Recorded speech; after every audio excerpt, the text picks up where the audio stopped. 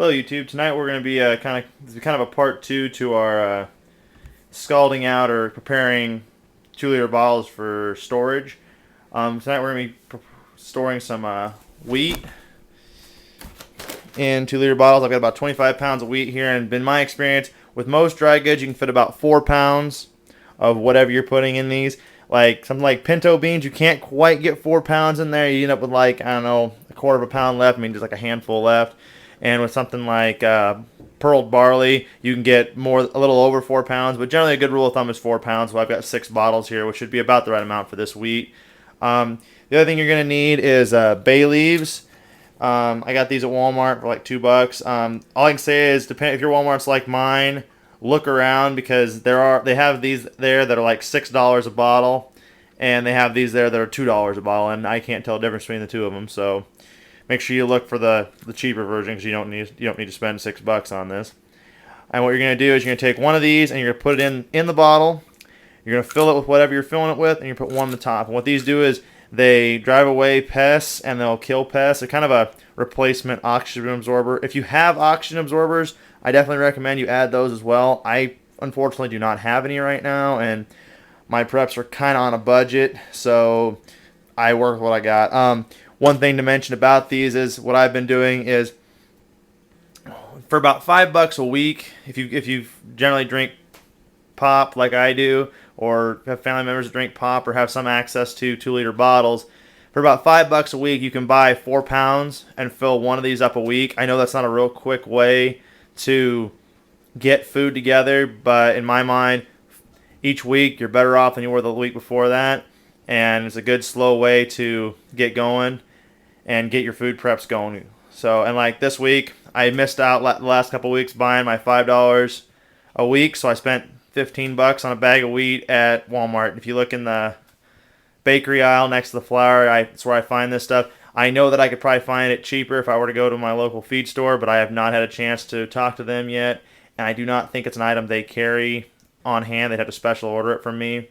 I do know quite a few farmers that do farm wheat, so I may talk to some of them about seeing if they could sell me a couple bushels for little or nothing, but that's a video for another day. And so let's get started here. The other thing you're going to need is you're going to need some kind of funnel. I created this, took an old Jimmy John's cup, and I hot glued a 2 liter bottle lid to the bottom, and I took my Dremel and bored out a hole.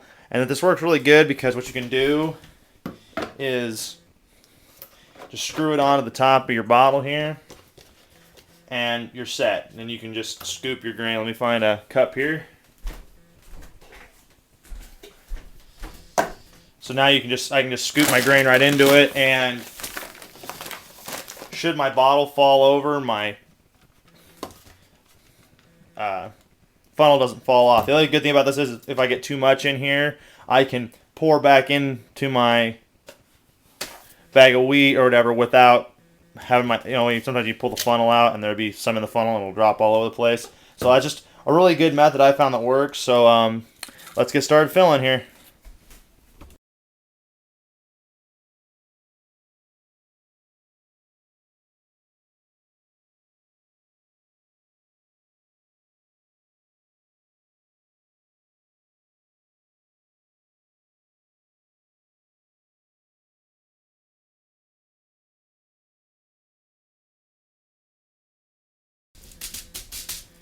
Another good thing to know when you're adding your second bay leaf, I always fill it up full and just tap the sides of the bottle, and it will slowly kind of compact down. You can get your bay leaf in there a little better, and it's a good way. If you don't pat that down, you're going to end up with air pockets, and the less air you have in this, the better.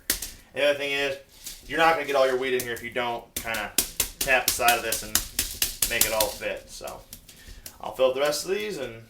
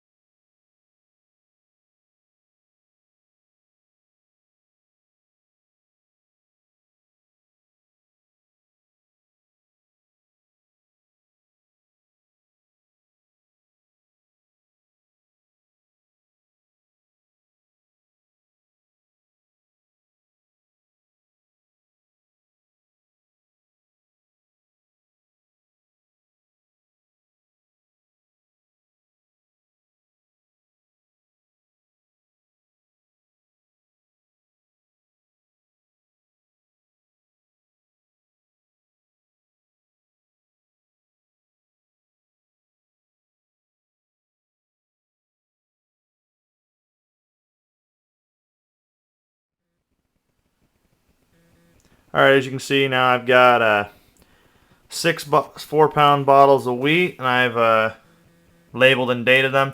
Another great thing about these is that they're small and they're portable. So if you throw them in a bug out bag, or you got no room to store them, kind of like, I mean, I've got a limited space where I'm at to store.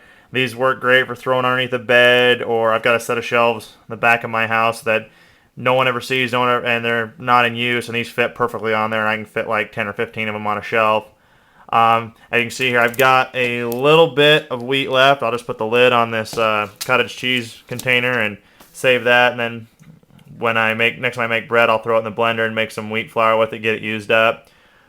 And the other thing about these that I like is that you're separating out your food. Like if I had a 5-gallon bucket with all this wheat in it, by the time I get it done, I'm going to have to have opened and closed it several times, letting God knows what in, releasing the seal on it, and reducing the amount of time that wheat will store for. This, it may last you a week, may last you 2 weeks. I don't know. Depends how much you use it. But I'm only opening this one, and the rest of this stays contained. The other thing you can do is, if you're really paranoid, is you can melt down some wax and dip the tops of these in wax. That'll help seal them up a little bit better. I've done that on a couple. I really don't think that it makes that big a difference, so I've not done it on any since I did the first ones. But that ends it for this video, and remember, knowledge is the only thing that can't be taken from you.